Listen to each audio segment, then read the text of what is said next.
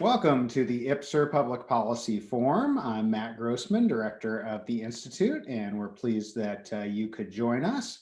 I am excited to learn about all of the COVID relief dollars coming to Michigan local governments and how those local governments can spend the temporary money successfully and sustainably. We hope to transition back to in-person public policy forums in the fall, and we'll update you as soon as we know that is possible with a new schedule. I'd also like to remind everyone that applications are open for the Michigan Public Policy, the Michigan Political Leadership Program soon. And so be thinking about taking the next step in your career with us. I'd now like to turn it over to Institute Associate Director, Arnold Weinfeld. Thanks, Matt. And thank you everyone for being here today. Greatly appreciate your interest in the Rescue Plan Act that Congress passed and the President signed into law. I believe if the figure is correct, it's a $1.9 trillion plan with money meant for COVID relief to local communities and states across the country.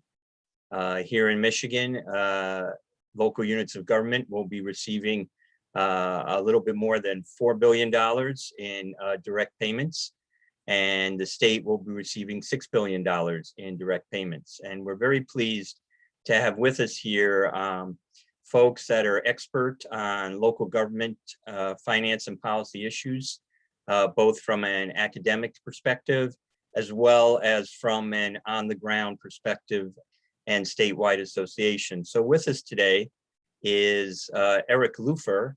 Eric is president of the Citizens Research Council. Dr. Eric Scorsoni, director at MSU Extension's Center for Local Government Finance and Policy. Dan Gilmartin, CEO and Executive Director of the Michigan Municipal League, and Deirdre Waterman, Mayor of the City of Pontiac. Mayor Waterman is in her second term as mayor. And with us, we'll get started with Eric Lupher. Eric, why don't you give us a little background and perspective on the rescue plan? Thank you, Matt. Thank you, Arnold, for having us. We are always happy to work with my alma mater, Michigan State, and especially with IPPSR, with these programs that you do. We've done a few of them in person. This is my first time doing this online with you. So for those who don't know, the Citizens Research Council is a very independent, nonpartisan organization that works with state and local government in Michigan to help it work better. You can find us at crcmich.org, crcmich.org. So as Arnold suggested, I'm going to lay the groundwork a little bit to help you come up to speed on this funding, how it all fits together, and hopefully that'll lay the groundwork for the speakers that follow me. The ARPA, the American Rescue Plan Act, was the fifth act by Congress to pump money out to help our different players deal with the pandemic. The first one started back in beginning of March of last year, the Corona Preparedness and Response Supplemental Appropriations Act. That was followed a few weeks later by the Families First Act, and then the CARES Act is the one that we often identify with. This was the first tranche of money that was really getting the funding out to the hospitals, the state government, public health, that had the Paycheck Protection Program and the funding that came to families based on your prior tax filings. So that was number 3, and then that was followed shortly after that with sort of the 3B, because that Paycheck Protection Program was depleted really fast. So they pumped some more money into that. As a head of a not-for-profit organization, I can tell you we're very thankful for that second round. Of course, back in December, we had the another round of funding, again, money for individuals, for hospitals, a number of different things. President Biden got elected, and this was his highest priority, to pick up on what had been done. And really, I think this is more about stimulus than everything before. If I could characterize everything that came before, I would really characterize it as stability. How does Congress act to make sure that the different players have the funding they need to withstand the pandemic, the shock to the economy, keep doing the things that they're doing, minimizing the disruptions to employment, to purchasing, to government service provision as much as possible. I would note that many of the other states that I've looked at found a way to take some of their funding from the CARES Act and help local governments do sort of a trickle-down effect. They certainly were doing the same things Michigan was, trying to shore up programs, to create public health campaigns, to prepare for the vaccine, everything like that. But they found a way to get some money to the local governments. Michigan didn't do that.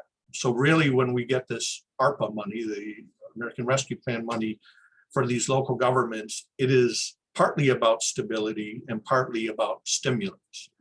So let me walk through real fast how I differentiate that. The first thing that the money can be used for is to backfill revenues that local governments might have lost or didn't realize because of the pandemic. So we have 24 cities in Michigan that levy an income tax. Part of that income tax is taxing non-residents that come into the city that work. If you're forced to work at home, you're not coming into the city isn't collecting that tax. That had a very strong effect on those 24 cities, almost to, universally. It didn't matter whether it was a big city like Detroit or a smaller one like Springfield. Cities mostly benefit from parking revenue. If they have a downtown, the meters or parking ramps, those are lost revenues. Our parks departments were shut down, so they weren't having youth programs or letting the picnic tables and the gazebos and the parks, things like that. That's all lost revenues. The water and sewer revenues were down because commercial and industrial was closed down in a lot of ways. So job number one of this money is stability, how to backfill some of that money and help local governments stay whole with the money, with the things that they've been doing, even though revenues have been down. The other things I think really are about stimulus. This money can be invested in water, sewer, broadband infrastructure. And I think there's sort of a broad interpretation of that. So it's not just maybe limited to those very finite things, water and sewer and broadband, but some infrastructure generally. The money can be used to boost local economies. So households, small businesses, nonprofits, the ability to look for the governments to take that money and boost up the elements that make up their communities. And the money can be used to fund essential workers, if there's been bonus pay or in the future bonus pay to help fund that. It is very clear that this money cannot be used to pay down debt or legacy costs, which is a form of debt. So our pension and our OPEB of our local government doesn't qualify for this. And it can't be used to fund tax cuts. So you can't provide a tax cut and offset it with the money coming from the federal government for this. There's not a clear prohibition, but a strong advisory from groups like ours and others that it should not be used for ongoing projects. This money is very temporary. It's going to come in two phases, 50% in the next days or weeks, 50% a year from now, but then it goes away. There's very slim chance, unless we have a COVID 2022, something like that, that there's not going to be extra money coming. So don't build your budget on having this money long term. So what, the purpose of this is to think about what local governments can and should be doing with this money. You're going to hear from our next three speakers several times the word transformational projects. I submit by the end of the summer that we're going to be petitioning Lake Superior State that maybe they want to retire that word transformational at the end of this year. I think we're going to hear it in great abundance and maybe be sick of it. I've been thinking I'm just going to plant a few seeds maybe that will help the conversation. So what is transformational in Michigan? We have a municipal finance system that isn't working, and this money can't be used really to fix this. And if you think about all that money that came to individuals through these different things, it's as if the federal government told them, you can't use this to pay down your credit card debt. You can't put it in the bank. You have to go out and buy shiny objects. You have to go buy some electronics. You maybe go buy a new car, do things like that, but you can't use it to shore up your finances. Transformational in Michigan would be helping to shore up finances. That's not going to fix our tax system, but it can fix something like our legacy costs, helping governments to transition from a defined benefit to a defined contribution plan. It could it could be used to help local governments think about consolidation and collaboration. There's extra cost in implementing that is sort of an impediment for a lot of the local governments why they don't do that. And I would offer that transformational in Michigan especially would be to actually fund our public health apparatus, to actually put elements in place so that we can improve our public health, be ready for the next crisis, hopefully not a pandemic, but there will be other public health crises that come along, and we've been chronically underfunding our public health. So Arnold, let me turn it back to you, and I look forward to the conversation.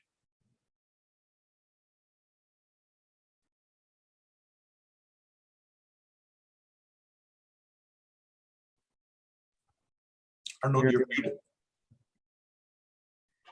Next, we have Dan Gilmartin. Appreciate that perspective, Eric. Dan is Executive Director and CEO of the Michigan Municipal League.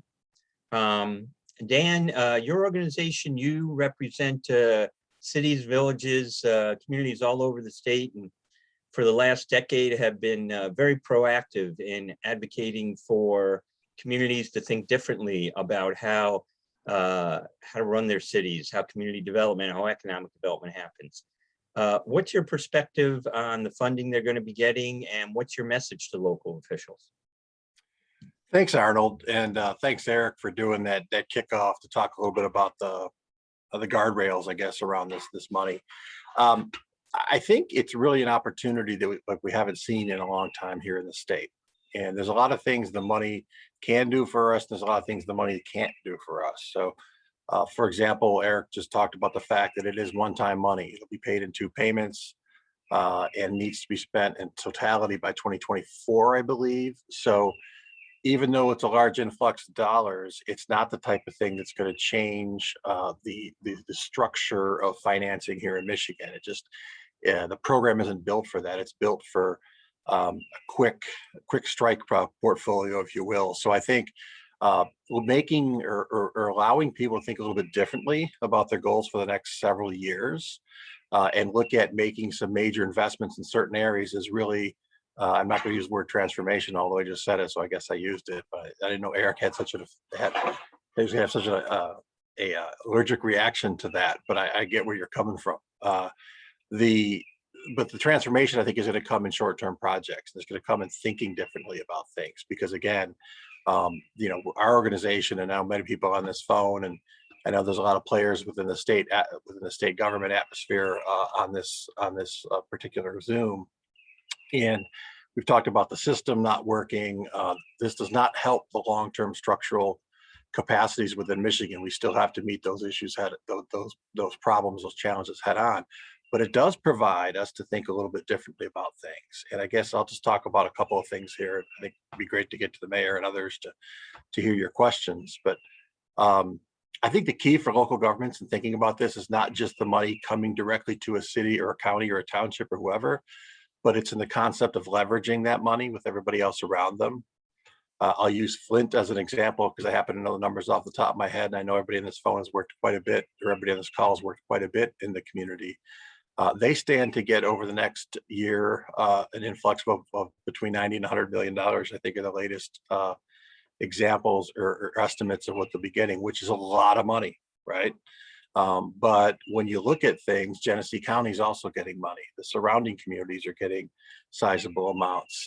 There are groups, community colleges, universities, even businesses on Main Street, all of whom have been a part of the various programs that Eric outlined before I spoke here. So yes, that $90 million plus is transformational for Flint, but if leveraged appropriately, we can look at $200, $300, $400 million being leveraged together to work on a housing issue, clean water, downtown development, whatever it is that particular community in that particular region is looking at. So I think it's important not just to think about these as dollars for the municipal budget necessarily, but to think about how we can utilize this to leverage our way to sort of change how we're going moving forward. Because I think those are the types of things that if we get to that and we do things appropriately, and we sort of run outside our lanes and think a little bit differently, we'll do a much better job. The communities that do that, I think, are going to have more long-term impact. They'll see more long-term progress from this particular program. Again, it won't solve the structural problems, but it does provide this really one-of-a-kind opportunity. I want to talk about that a little bit too, because in Michigan, no matter where you're at, whether you're at the local level as an elected official like Mayor Waterman, whether you're folks that are in and around the system, like many of us on the phone here, trying to consult with local leaders to make things better. All the state government folks that are engaged in this particular call, we've been dealing with from a position of scarcity in this state for really our entire adult lives. When the industrial economy started moving south, probably in the 70s and 80s, but certainly over the last 20 or 25 years, Michigan obviously has taken its lumps. We all know about that. But more so than just impacting, say, an annual budget, it's really impacted the way in which we think. And it's been surprising to me in the several weeks now that we've had to sort of digest a lot of this since the actual bill passed and was signed into law in DC. The feedback from local officials, the feedback back from people sort of inside the system has been really amazing to me, in that folks are almost afraid to get out there and think big again.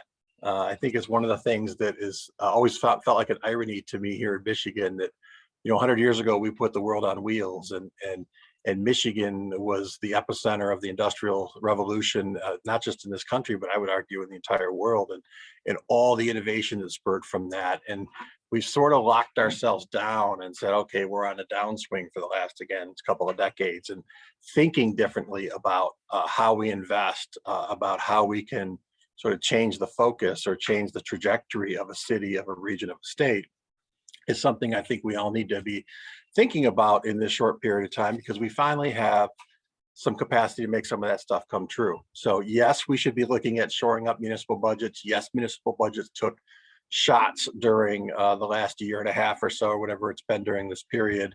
And we expect more of that to happen. I'll talk about that a little bit here in a second too. But more than that, we need to think about how we can improve, the human experience in the state of Michigan, the human experience on your block, in your neighborhood, in your downtown, in your region, whatever that might be. And we are really pushing our local officials to think about that, because the first thing, folks get when you got 10 projects on your capital improvement list and you can only fund 2 of them, the easy thing to do is say, hey, we're getting X amount of money.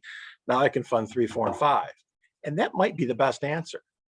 But don't do it right away. Think about how you can leverage what you're doing to think even bigger than that. How can you go beyond a parking lot or paving a road or whatever else is next in the pipeline to really changing, again, the trajectory of what's happening in your particular community. And that requires sort of this psychological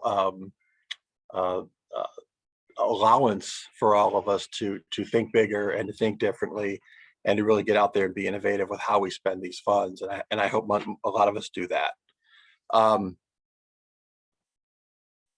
The long tail effect, I want to talk about that for a second, and I'll talk. So again, if you're thinking about municipal budgets, I'm going to go back to the budget now after having just made that big flowery speech about thinking innovatively. If you're a restaurant and you're in Michigan, and last February, for example, your receipts for the month were $75,000. Come March, you shut down and went to zero, right? And then you've been sort of struggling to get back, and now maybe we're getting real close to being 100% again. But it's really easy to see right there how COVID has impacted a restaurant, for example, or a retailer who had to shut his or her doors, or whatever the case was. In local government, it's a little bit different. Our revenue streams really get impacted over time. So for example, the fact that cities on average rely for about 50% of their revenue based on property tax. You know, right now we're in this bizarre housing real estate boom, which I still don't quite understand, but it's happening, so that's good. But most people think that's going to slow down. We're going to see some issues that are kind of come to the forefront regarding the property tax revenues people are going to see when you go into a downtown, or just look at a strip mall, for example. If there's 8 bins at a strip mall that you're going to drive by, 4 of the businesses have figured it out, they're doing okay. 4 of them are gone. You're never going to hear from them again. So a lot of those owners of those malls and those smaller malls and downtown buildings be coming in asking for reassessments because the properties they don't think are going to be worth as much. So all that kind of stuff that rolls together. Eric talked about the income tax communities. We have 20 some odd here in Michigan that rely upon that. So that's been a real issue for them. This stuff's going to really play out over the next 2 or 3 years. So if you're in Detroit, and we all saw, for those that weren't in Detroit, saw in the news what was happening with the initial COVID issues there. There was direct costs, lots of direct costs in a city that really got hit hard early on. A lot of our places didn't. So they're saying, wait a second here, my budget wasn't terribly impacted. But I think as we roll out over the next several years, this long tail impact is going to see the fact that we're going to see communities begin to struggle based upon what's happened over the last 12 months. So I think that's something to think about as well. And I think that's just exacerbated by the financial system that we ask communities to work in. So that's something to think about it from a very basic set of circumstances, long-term, about why we still need to fix the larger system, even though we've got this one-time capacity to go out there and really do some cool things and do much better about expending this if we work with our community groups, if we work with our local businesses, school districts, cities, community colleges, whoever's engaged in the concept of making your place a better place for everybody. That's who else to be around the table. And I'm hopeful we'll see a lot of those types of projects come forward. Thanks, Dan. Appreciate that perspective. We're starting to get a couple of questions in the Q&A. Again, please, if you have questions, we're monitoring that. And as soon as our speakers are done, we'll get to those questions. Next up, I'd like to introduce Dr. Eric Scorsoni. Eric leads Michigan State University's Center for the Local Government Finance and Policy. He has a long history of working in local government, state government, in the area specifically of budgeting and finance. He was, during the Rick Snyder administration, Deputy State Treasurer, and has also served in state and local positions in Kentucky and Colorado. Eric, we've heard a bit from Eric Lupher and now from Dan. I know you and I have had these discussions about, again, I'm going to use the hated word, transformational use of these funds. You're doing work right now yourself in a major Michigan city. How do you, what's your perspective? How do you see these funds coming to bear for local units? Thanks, Arnold. Yeah, a couple thoughts real quick, I guess. I think everyone probably needs to, one of the things we need to do is slow down and really consider the best uses of these funds. We do have 3.5 years to think through this. I think there's been a lot of talk already. You know, I've been working in the city of Flint, and there's a lot of discussion Obviously, the funds are needed in a lot of communities. As Dan and Eric have already said, we need to be careful how we use this money. Because, there is something called the curse of the lottery winner, where you win the lottery and then end up bankrupt a few years later because you, incurred a bunch of debt or expenses you can't afford. So I do think there's some caution there, but I want to dig into the details a little more. I think for state officials, legislative staffers, legislative leaders, there's some important factors to consider as they're budgeting and how their budgeting impacts local governments. So I just have a few quick slides I want to talk about. Basically, the money is used in 4 buckets: infrastructure other than roads, assisting with negative economic impact in the community. So we can essentially give the money as a local government to nonprofits, to households, to small businesses who have been impacted by COVID-19. Revenue loss, and the impact of COVID-19 on government operations, including hazard pay. So these are the 4 basic bucket areas we have to kind of justify the money. This is quite different. Normally we are doing things on a reimbursement basis. We're doing work and then getting reimbursed for it. This time the government's sending us money, and then we have to justify the money after the fact. And that makes some local governments quite nervous, quite frankly, because they don't want to misuse the money and then have to repay it. That said, I think you just need a good plan in place, and you don't need to rush. You can figure this out, figure out you've got your justifications, and then go forward. I want to specifically talk about revenue loss, getting into the details a little bit, because I think this is important. The revenue loss bucket is the most flexible. From a local government's perspective, if we can justify money based on revenue loss, that money goes into our general fund. And that's really important. We can then use the money in a lot of different ways. These other buckets are a little more restricted in what we can do. And so the revenue loss money represents kind of the best category in many ways for local governments. Like I said, we need to justify it. We need to keep good paperwork. We've already talked about don't use it for ongoing expenses. And like Eric said, you can't use it to cut taxes, pay debt, pay down pensions, et cetera, or build reserves. There may be some ways to do that kind of thing. Although, as I was just reading some of the regulations, they're really trying hard to crack down on that, I think, is what they're essentially attempting to do. The revenue loss is very complicated, but here's one of the important considerations from a legislative standpoint, from the state legislature. So for example, in 2020, the state legislature cut revenue sharing by about 10% roughly. They then backfilled it with federal money. So essentially we actually got more money. We got sort of a bonus payment in like August of 2020. So that's interesting, because one of the things that can be done here on revenue loss, for example, is we can exclude that federal transfer. So essentially revenue sharing was cut, and we can exclude that from our for our revenue loss calculation purposes. So that's really important. One of the downsides on the revenue loss thing, though, is that we're not allowed to calculate utility losses. Utility revenues are excluded because they're using the census term general revenue. And general revenue does not include utility revenues. So for a city like Flint, we have lost a significant amount of money. And I think the numbers there are we've lost, or the amount owed to Flint in the last year has increased by almost $18 million. So we've essentially, lost revenue in many cases of almost $18 million in water and sewer revenue. Unfortunately, that's not going to be included in the so-called revenue loss calculation. And I think we're going to be sending in a comment. This is an interim rule. That's really important to note, that this is not the final rule. So if you have comments, they should be sent in if you have thoughts on it. That's something I think is really critical. So for example, in this revenue loss calculation, what's going to happen? Each year, local governments are going to recalculate this as of December 31st.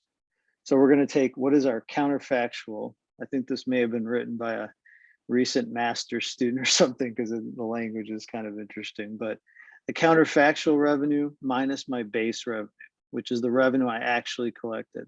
And that's my lost revenue. So essentially, these local governments are going to go and recalculate this every year as of December 31st. And they can either use 4%, 4.1% or higher. And so that's the way it works. Now, in many communities in Michigan, 4.1% is probably going to be the number they'll use. In some places, they may have had higher revenue growth, perhaps. And all of this starts with the fiscal year before the pandemic, which federally was January 27th, 2020. That was the declaration of a public health emergency. And so, not fiscal emergency. too many thinking of fiscal emergencies, I guess. Public health emergency. So we're going to recalculate each year. This is important because as the state legislature decides to allocate funding, if you're using federal monies that you're getting and you're putting it in buckets that go to local government, which I think close to half the state budget goes to local governments or school districts, that's going to be important for local governments because that's going to affect how they do revenue loss calculations. So this is a new consideration for state legislators and state officials to consider in how they're doing the state budget, and then how that state budget then impacts local governments and their revenue loss calculations. So that's something to consider. There's a lot more details to it, but I want to kind of keep it at a high level. What is it? So if we have a revenue loss, say it's in Flint's case, $10 million, maybe that's just theoretical. What can it be used for? Then you have to get into categories, government services, which is pretty broad, thankfully. Things like public safety, police, and fire. So obviously, like most cities, Flint's budget is heavily police and fire oriented. I think over 55% of the general fund.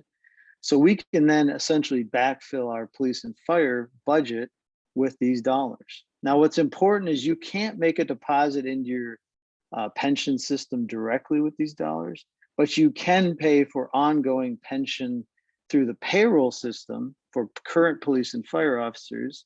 So we can actually pay part of our pension costs this way, and that is allowed under the law. And that's important when you're facing these legacy costs. That does give us some relief in the short term. So generally speaking, the revenue loss dollars are really critical to local governments. Not that we're going to use the other money for other purposes. We will use the other buckets, and we will undoubtedly do some of that. But again, in terms of flexibility, and as Dan said, the system is broken. Local governments need all the assistance they can get. This is a critical factor to consider.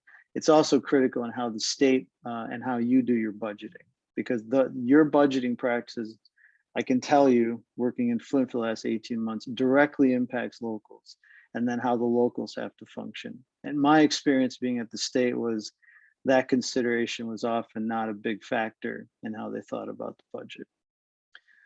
Finally, so I've kind of gone through this revenue loss calculation just as an example.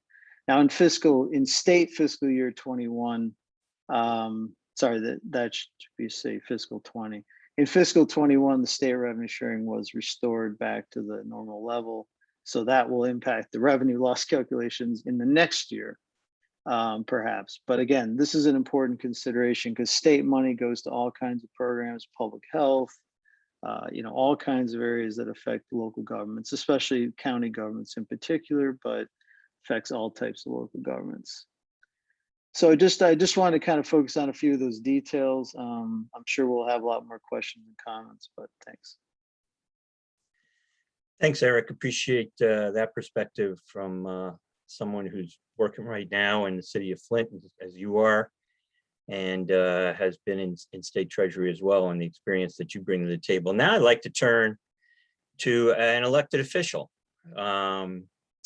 Mayor Deirdre Waterman is in her second term as the mayor of the city of Pontiac.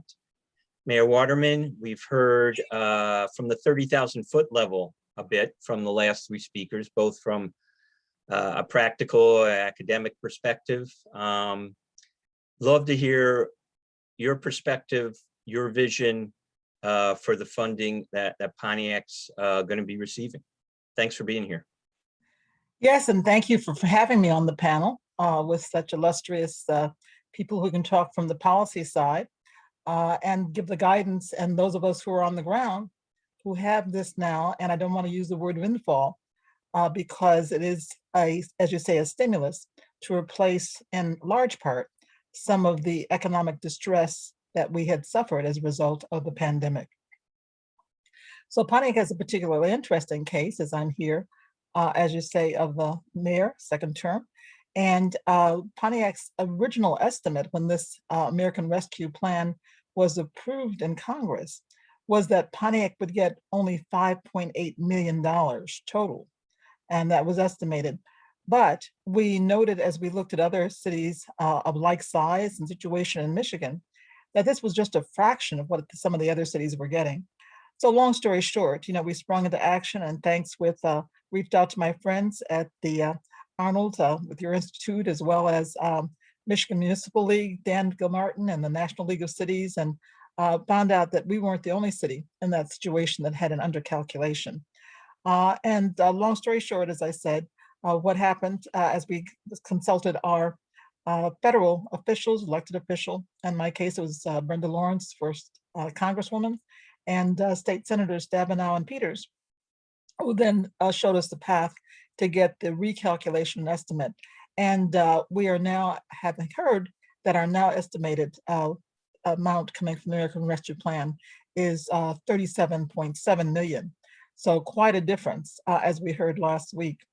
And whereas you say, don't use the word transformational, I must admit that $21 million more than we originally were estimated to get can bring a lot of transformation to a city whose general revenue budget is about $40 million. So we're very happy because we have been adversely affected by COVID, although we have looked at that allotment that we have, and there's several ways in which we're going to determine how we should expend it. And we want to make sure that we're following the strategic initiatives of the city. We're happy that we have our city that has spent some time looking to see what our strategic initiatives should be, and have gotten buy-in with the public on that, which we want to continue to get. But one of the ways that we had thought to deal with the money, and this is this increased amount allotment was just found out just a week ago, but we are in the budget process. We have a fiscal year that ends June 30th.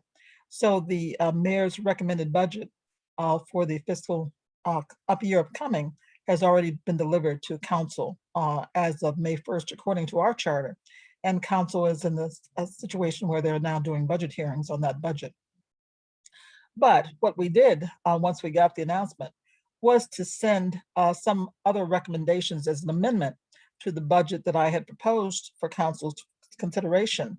And we did send such items that we thought were included, were very important in the strategic plan, and also were included in the kind of description of the guidance in terms of how money can be used. And some of these were indeed, and once again that word, potentially transformational for our city.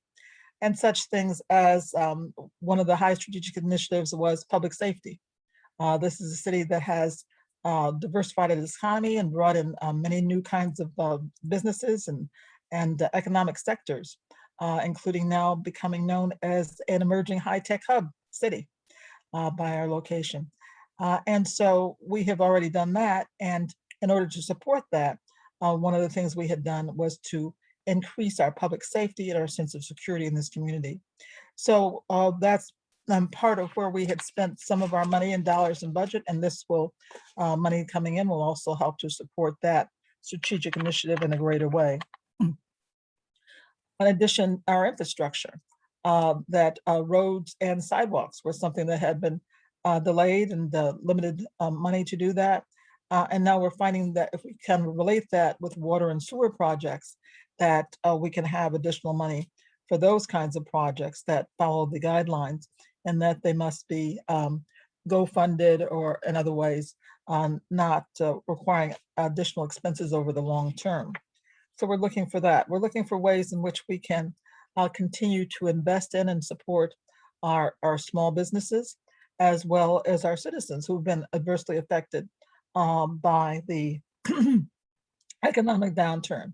One of the ways we had done that with the CARES money is to use the allotment we got for help with people to subsidize and to help them with their rent, mortgage, and utility payments, where they had fallen into arrearages on that and were due to have loss. So that is some of the highlights of the kinds of things we're going to do. In addition to the fact, all good ideas don't come from City Hall, the mayor's office, or the city council. And I thought this was an important enough exercise that we wanted to have town halls. And I'm going to do them in each of our districts so that we can get input from our citizens. This money actually belongs to the citizens of the city of Pontiac, and we want to make sure that they buy in with the kind of priorities that we've set and get their ideas as well for how they want this community to utilize that money and to build. So there are many projects that we can do, capital improvement and otherwise, but we want to also have that deflected from our citizens as well. And Pontiac is in a good place for this, to receive this, because from our history, we had already taken some of the practices so that we had less of an economic effect from this pandemic, because after 10 years of emergency manager, we already pared down some of our expenses and our operating costs. We had adopted other kinds of base practices and technology to make sure we were working more efficiently. We essentially had no functional debt. We had already resolved our OPEB situation here and are about to have a plan that was approved by the IRS in which we will restore retiree health care to our citizens by using the funding from an overfunded pension system to create a VIBA. And that will be at no cost, additional cost to the taxpayers, but we'll be able to repair that, and that will leave us essentially with not the OPEB overhanging debt that are faced by so many communities. So we also had to diversify our economy. So we had brought in many more sectors of the economy. And so when the pandemic hit, we had already taken some of the measures to protect ourselves from that kind of economic downturn. So we're happy for that, and we're happy for this advisory, as we're now going to find ways in which we can be, if not transformational, which we already are. We're transformed from that city, which we were 10 years ago under emergency manager, to where we are now. But we do appreciate and will well utilize the money from the American Rescue, and appreciate this forum and others like it, in which we can be guided in the proper methods of handling it. Well, thank you very much, Mayor. That was excellent. I think you gave our audience a great perspective on how your community and others might be looking at moving forward. Love the ideas of town halls and getting out there to your citizenry. We do have some questions in the chat, so in the Q&A. So we'll get started. And I look at this maybe to this question to any one of our speakers, maybe one of the first two or three. But Rex Lamore, who I think you all know runs the MSU Center for Community and Economic Development, asks, how can this funding help create more regional cooperation? For instance, can the state of Michigan in its allocation non-entitlement communities emphasize or give incentives for investments or projects that build cooperative initiatives between communities or that establish regional organizations? Any thoughts on how these funds could be used to, we'll say, incentivize regional cooperation and regional initiatives? I'll give that one a shot, Arnold. Dan, you muted yourself. Sorry. Okay. State is not in a real position to impact the spending of the dollars slated directly for local units. But remember, the state has a ton of funding here too. And the state does have capacity to utilize, as I was talking earlier about how we can leverage these dollars. State looking at money, we've mentioned public health, we've mentioned infrastructure, we've mentioned service delivery, downtown businesses, housing. I mean, all the types of things that are issues at the city level or issues at the county level and at the regional and at the state level. So I do think the state has the capacity to look at how they spend their monies, the types of programs they put out there, and how they can assist communities in attacking those biggest challenges they have at their local and regional level. So I think that's probably the best way to get people thinking a little bit differently and maybe acting a little bit differently. But the actual ability of the state to impact how locals spend the money that's directed at locals is limited, and I believe should be. Do you see, is there an opportunity, Dan, for the state to put its money in various pots that then Yes. locals could leverage? Yeah. Absolutely. I mean, because again, we're talking about, you know, our ideas about what makes for good places shouldn't stop at a city line or a county line, or quite frankly, even a state line. I guess we're going to take it all the way as high as we want to. But certainly when we talk about economy, certainly we talk about regional transportation networks or bike paths. I mean, whatever you want to get to, we're thinking about regions, micro regions of half dozen communities looking at working on a particular non-motorized plan, for example, or a regional economy like Southeast Michigan or the UP or wherever you're at.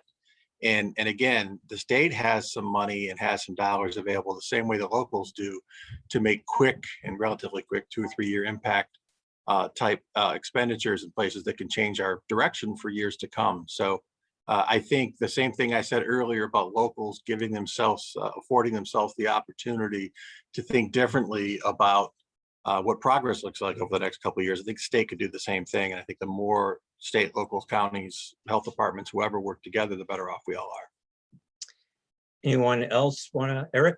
I see you unmuted. Yeah.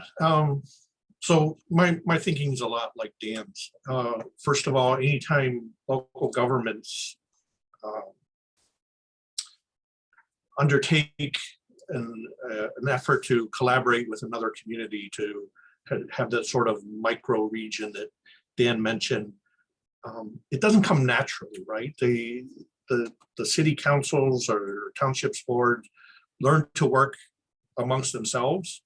The idea of working with other local governments doesn't come natural.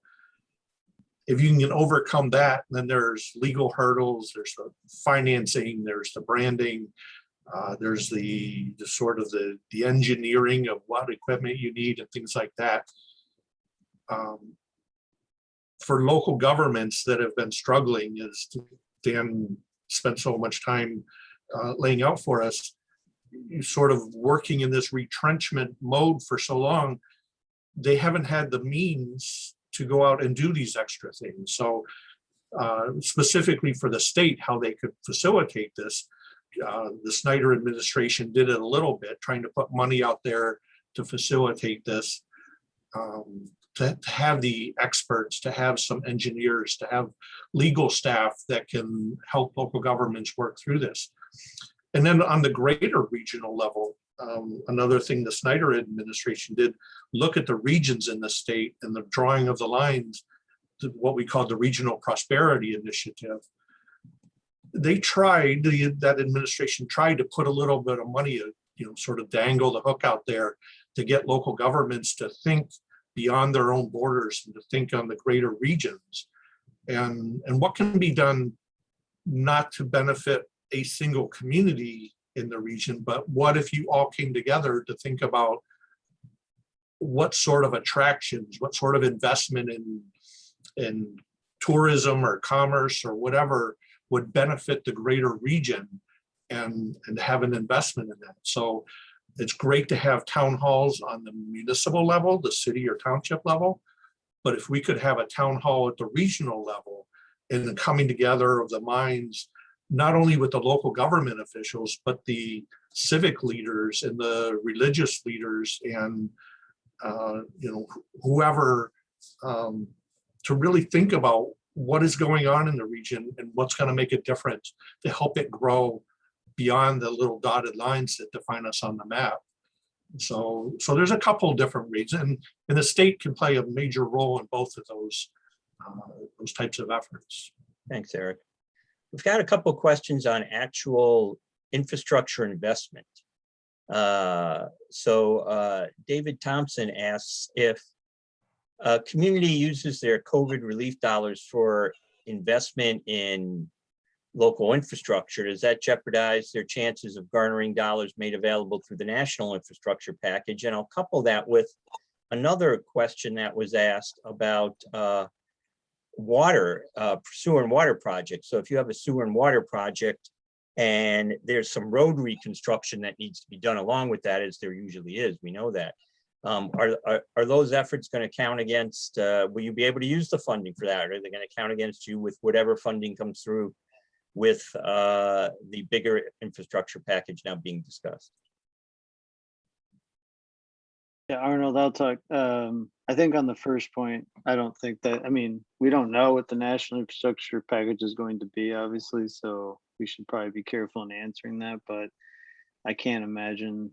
COVID relief dollars were generally not used for that kind of purpose. I mean, in Flint, we received COVID dollars for personal protective equipment, testing, COVID testing, things like that. But as far as infrastructure, I mean, it is complicated. The interim rule talks about the fact that you can use it for clean water or drinking water and sewer water systems that are currently eligible under the state revolving fund programs. Roads may be, I mean, roads is one of those things you have to be careful because this legislation explicitly excludes road funding. So I think one would have to be real careful and get some advice from some auditors or lawyers or who both perhaps on that issue. Because for example, one of the problems they're saying is that dams and reservoirs are not covered generally under state revolving fund programs. Again, this is an interim rule, so I think people should respond to the interim rule through the Federal Register to say that that's an important issue that should be clarified by the U.S. Treasury to ensure that's not going to be a problem. Also, there was a question about county parks and things like that. That is not a covered area. Basically, it's water and sewer infrastructure and broadband. So something like benches and park facilities probably would not be covered. Let's talk about something you just mentioned there, Eric. That is whether or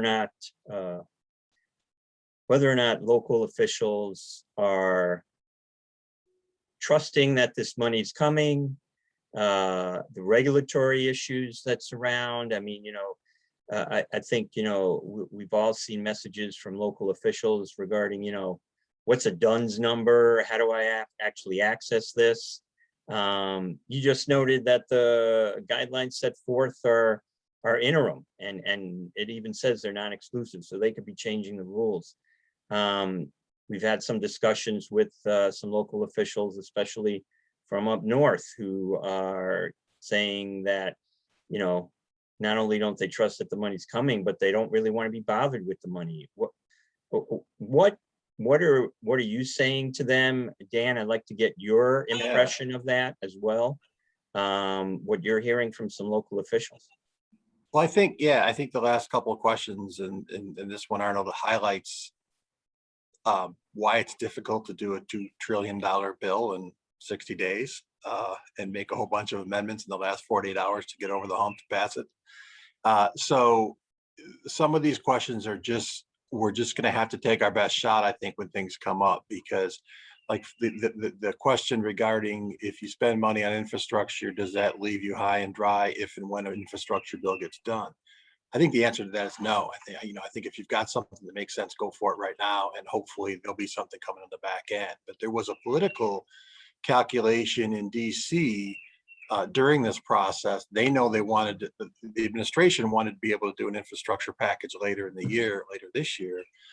So they wanted to kind of carve out certain forms of infrastructure so that they wouldn't take away the necessity, or they would never take away the necessity because we're so far behind, but so that they wouldn't confuse the issue of we already did that. But now we're seeing that infrastructure number that was 4 trillion and now we're talking 2, and I hear a different number every day, and certainly that's going to wind up looking much different in whatever way it looks than it did before. Probably less money available and maybe more strings on it. So I think then, to Eric Lupher's point about all the interim programs and all the interim policies coming out of DC, I think you'll see that change even again, to be able to incorporate more or less depending on what happens with the infrastructure bill. So that's where everybody lies. And I think the point you're getting at, that I think is an extremely important point, is that one of the biggest impediments out there, other than the psychological impediment that I talked about, is the fact there's just no capacity left in local units of government, and quite frankly, not a lot of capacity left at the state level and county levels either. So you're right. There's a lot of thoughts here. I think if the state does its job and takes some of its money and puts it into programming around roads or sewers or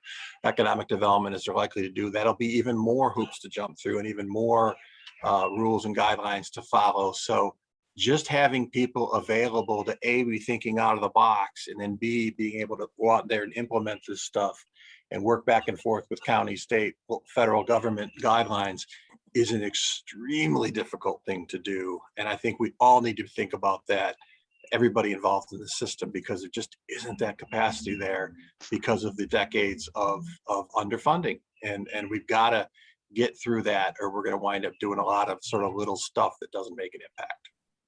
Mayor Waterman, we'd love to get your perspective as mayor, of course, a local elected official, about this issue of capacity. Yes. Well, capacity is something that we all deal with as governments in this era are learning to do more with less.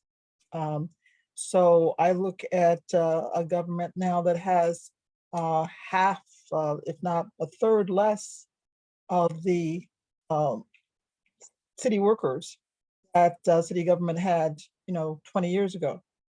And we're using technology as well as best practices that we're instituting in order to be able to enlarge our capacity. But, I represent the extreme example. The day I walked in City Hall as my term mayor, I had 28 City Hall employees. Okay, and the city administrator still left from the era of emergency management. So actually went through a period in my first term of just rebuilding government. We didn't have an economic development department. And now we brought in, just in the last year, more than $300 million worth of economic development. So when you talk about capacity, I think we're the poster child for building capacity. So handling this capacity to do additional projects is something that we have to build upon. But we have done that with the infrastructure we've set up for handling municipal government. But I'd also like to refer back, Arnold, to the question that was asked about what can the state do to maybe have regional cooperation ideas brought forth. I did hear the challenge that Eric Scorsoni, who I was familiar with from my first term as mayor, he was deputy treasurer. So we had occasion to talk about some of the strategies to get Pontiac to recovery stage. And I do remember that and some wise wisdom. But the challenge he put forth is maybe the state can have a pot of money to encourage some regional cooperation and those kind of ideas. And one of the things that conversation is evolving Southeast Michigan area right now is how you have a regional transportation system. I mean, that was brought very much to fore when, for example, Amazon was looking for places to have the national headquarters, that whole contest. And they came to Southeast Michigan, and one of the reasons they ruled us out was because we didn't have a way of a transportation or commercial integrated system. So maybe this is the kind of project and the time to reconsider how we do that with this kind of funding is available, with the state having the opportunity to moderate all of that. So I'd like to hear the comments in terms of how this money can be used and where that's available, because I think that's one of the major projects that could affect transformation in Southeast Michigan if we were to have that kind of regional transportation solution worked out. Thank you, Mayor Waterman. Appreciate that. Dan noted that there's continuing discussion on some kind of infrastructure package, and maybe no matter what that amount is at the end, we'll be able to link all this together. And that would certainly be helpful in terms of leveraging funds. There are two other packages, the infrastructure package and the American Family one as well. And along with the ARPA, the Rescue Act funds, at some point, we ought to have discussion about whatever additional money is going to be allocated, how can it all work together to create transformation at both the local and state level.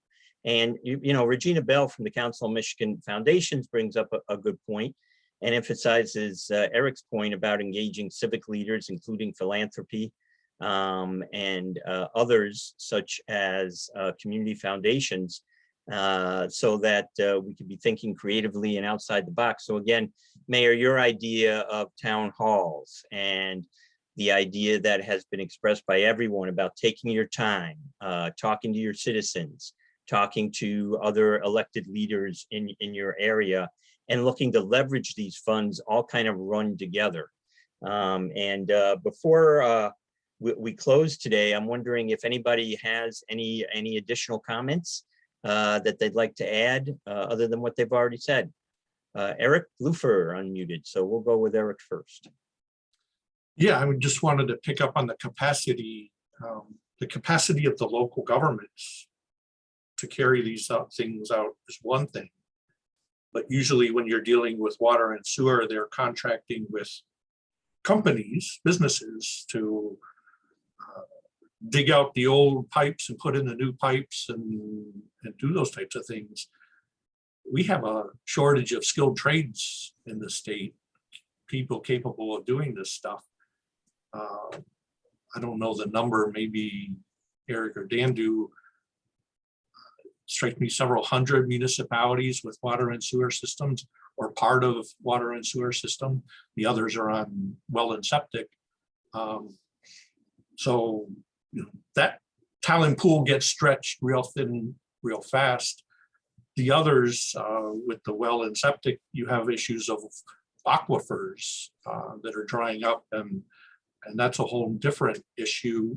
Again, scarcity of people with the skills to come in and deal with those things. So the government capacity is one thing, the business capacity to take those dollars and actually perform that service is short as well. You know, we've heard a lot about capacity, and I think the point's also been made and needs to be made again that this is one-time funding. And for locals in particular, and actually for the state, does not solve long-term revenue issues that I know Eric and his team have worked on before.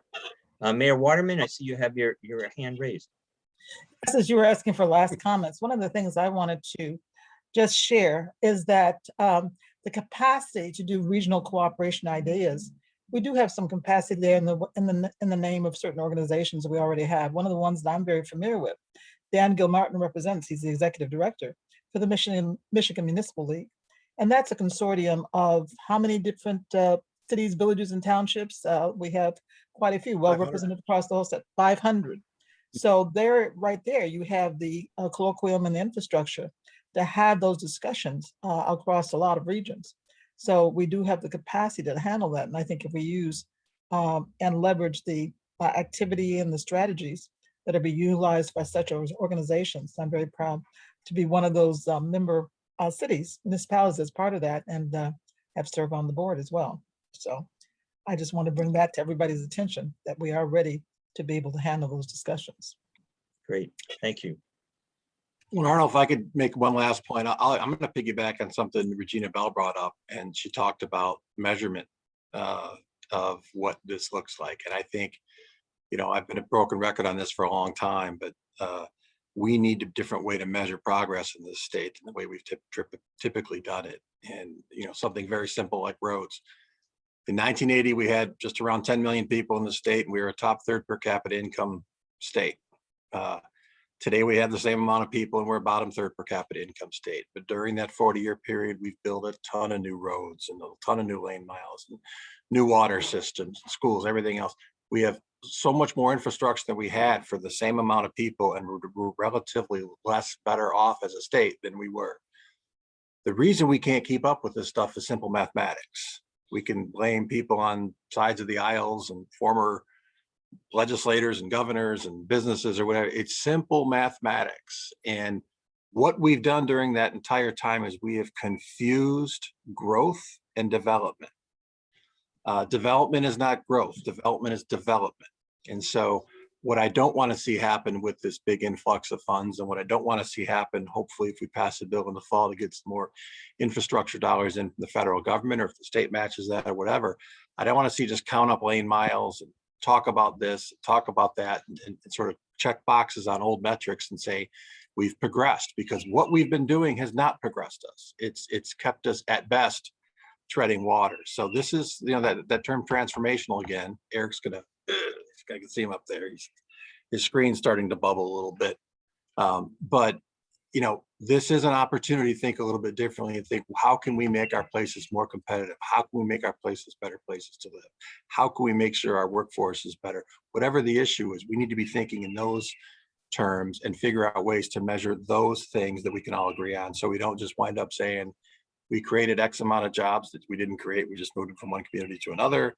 And we paved so many new roads, half of which we probably shouldn't even have paved in the beginning point. So that's how we need to be thinking differently. And we need to all come together around what that ultimately looks like.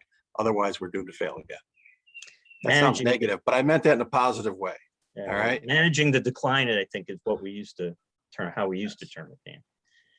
Eric Scorsoni?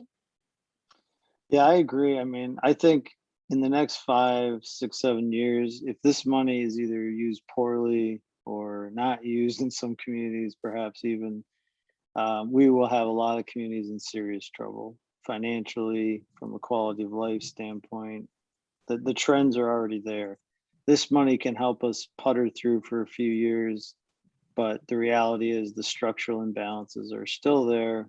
There are significant structural deficits across the board, and communities like my hometown Saginaw are a great example.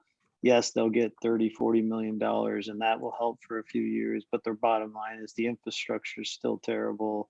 The services are what they used to be from 100 years ago. So this is a very good opportunity for us to rethink some things. So I think we have to do that. If we don't do that, 5 years from now, you'll have another IPPSR event on why we're facing fiscal distress and why our community is struggling to pay the bills and all that kind of stuff. And I would prefer we don't have to do that in 2026 or whatever it is. So I just think we need to, as they're saying, think differently. Dan's absolutely right. We need to stop just building as if that was the only measure of success. We need to be downsizing infrastructure. I mean, the city of Flint is paying $100 million right now to downsize our sewer system. Maybe this money can help us do that better, because that's very expensive to run a bigger sewer system than you need. That's just one example. So, I mean, at the community level, we need state leaders to understand these factors and help communities get there. Well, Eric, it is actually 5 years from now, because I think I've been in the same conversation for at least a decade.